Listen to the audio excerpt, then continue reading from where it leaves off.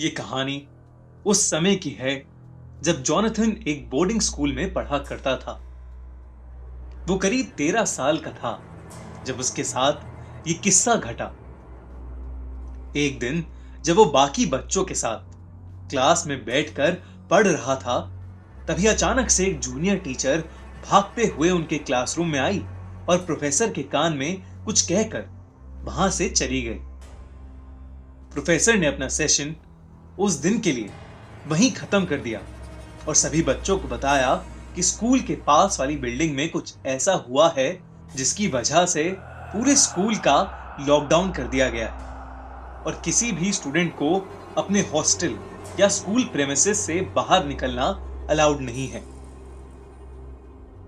असल में स्कूल के पास वाली बिल्डिंग में एक पागल सीरियल किलर ने कुछ लोगों का मर्डर कर दिया था और वो स्कूल के आसपास ही घूम रहा था। इसलिए जब तक पुलिस उस सीरियल किलर को नहीं ढूंढ लेती, तब तक पुलिस ने स्कूल को बंद करवा दिया था। उस सीरियल किलर ने जिन भी लोगों को मारा था, उनका दाहिना हाथ उनकी बॉडी से गायब था। ये सारी बातें स्कूल के गार्ड ने एक सीनियर को बताई, जिसने पूरे स्कूल में इस बात का ढिंढोरा पीट दिया।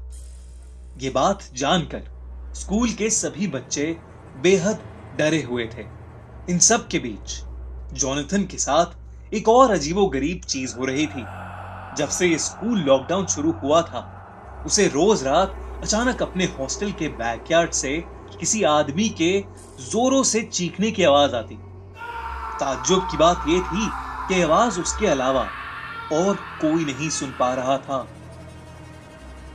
एक रात जब वो सो रहा था, उसे फिर से वही चीख सुनाई दी। इस बार वो हिम्मत करके हॉस्टल के बैकयार्ड में जा पहुंचा। उसने देखा कि बैकयार्ड की घास पर लाल खून पड़ा था। उसने उस खून को फॉलो किया तो उसे दिखा कि पीछे गार्ड के क्वार्टर के पास एक बड़ी सी बोरी पड़ी है, जिसमें से खून की बूंदें टपक रही हैं। ये देखकर जॉनथन अपने हॉस्टल वार्डन को ये सब बताने के लिए उसके रूम की तरफ जाने लगा, लेकिन तभी उसे ऐसा लगा जैसे उस बोरी में से कोई आवाज आई। वो पीछे मुड़ा और जो नजारा उसने देखा, उसे देख के वो सुन्न पड़ गया। उस बोरी में से एक कटा हुआ हाथ निकलकर जमीन में रेंगता हुआ उसके पास आ रहा था।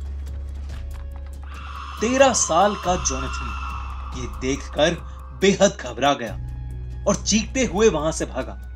कुछ ही देर में उसे ऐसा लगा कि जैसे वो बोरी उन सभी कटे हुए हाथों से भरी है जिनको उस सीरियल किलर ने मारा था, और सभी हाथ रेंगते हुए उसके पीछे आ रहे हैं। जॉनथन जोर जोर से मदद के लिए चीखने लगा। उसकी चीख सुनकर हॉस्टल वार्डन और बाकी लोग भी उठ गए। वो बोरी देखकर स्कूल प्रिंसिपल ने तुरंत पुलिस को फोन किया और वहां बुला लिया। स्कूल टीचर्स सभी बच्चों को एक हॉल में ले गए और उन्हें अंदर से लॉक कर दिया। जॉनथन अब भी जोर जोर से रो रहा था। कुछ ही देर में पुलिस वहां पहुंच गई और उन्होंने उस सीरियल किलर को ढूंढ निकाला, जो स्कूल में ही एक क्लासरूम में छुपा हुआ था। जॉनथन ने उस रात जो महसूस किया, वो सच था या नहीं, ये तो नहीं कह सकते, लेकिन वो बोरी सच में उन्हीं सब लोगों के कटे हुए हाथों से भरी थी जिन्हें उस सीरियल किलर ने मारा था।